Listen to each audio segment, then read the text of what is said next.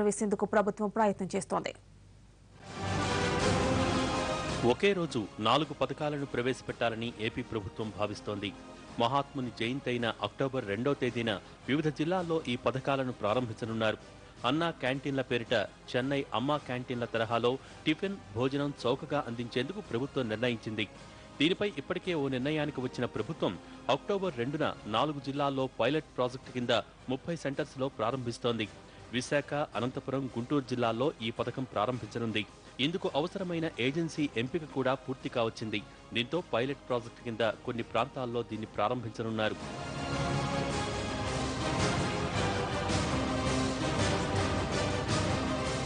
ఇకపోతే ఎన్నికల హామీల్లో భాగంగా చంద్రబాబు చెప్పిన ఎన్టీఆర్ సుజల శ్రవంతి పథకాన్ని కూడా అదే రోజు ప్రారంభించనున్నారు. ₹2కే 20 లీటర్ల మినరల్ వాటర్ను అందించాలనేది ఈ పథకం లక్ష్యం. అక్టోబర్ 2న అనంతపురం జిల్లా హిందూపురంలో ఈ పథకం ప్రారంభం కాబోతోంది. ఎన్నికల్లో ఇచ్చిన మరో హామీ పెన్షన్ల పెంపు. ఈ మేరకు ప్రభుత్వం ఇప్పటికే నిర్ణయం ప్రకటించింది. గాంధీ జయంతి నుంచి దాదాపు 44 లక్షల మందికి పెంచిన పెన్షన్లను అందివ్వనున్నారు. వృద్ధాప్య పెన్షన్గా ₹1000, వికలాంగులకు 1500 పెన్షన్గా ఇవ్వనున్నారు. అయితే ఆధార్ అనుసంధానం వంటి విధానాల ద్వారా అనర్హులను భారీగా తగ్గించాలని ప్రభుత్వం భావిస్తోంది. లేదంటే ఈ పెన్షన్ల భారమే 5,000 కోట్లు దాటిపోయే ప్రమాదముంది.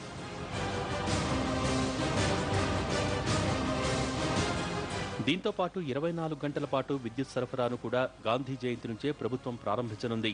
కేంద్రం ఈ మేరకు హామీ ఇవ్వడంతో 24 గంటల విద్యుత్తును అందించేందుకు ప్రభుత్వం సిద్ధమైంది. గృహ అవసరాలకు 24 గంటలు, వ్యవసాయానికి 7 గంటల పాటు విద్యుత్ ఇవ్వనున్నారు. 7 గంటల విద్యుత్ అనేది ఎప్పటినుంచో రైతుల నుంచి వినిపిస్తున్న డిమాండ్. ఈ నేపథ్యంలో దీన్ని పక్కాగా అమలు చేయాలని బాబు సర్కార్ భావిస్తోంది. ఇప్పటికే డిమాండ్, సరఫరాకు మధ్య వ్యత్యాసం తగ్గిపోయింది. దీంతో ఇబ్బందులు లేకుండా 24 గంటలు విద్యుత్ సరఫరా చేయాలని ప్రభుత్వం భావిస్తోంది. ఇలా 4 పథకాలను ఒకే రోజు ప్రారంభించాలని ప్రభుత్వం నిర్ణయించింది. గాంధీ జయంతిలోపుగానే రుణమాఫీ వ్యవహారాన్ని కూడా ఓ కొలిక్కి తీసుకురావాలని ప్రభుత్వం భావిస్తోంది. తద్వారా ప్రజలపై కొత్త ప్రభుత్వం ముద్ర ఉండేలా చూడాలనేది చంద్రబాబు సర్కార్ ఆలోచన.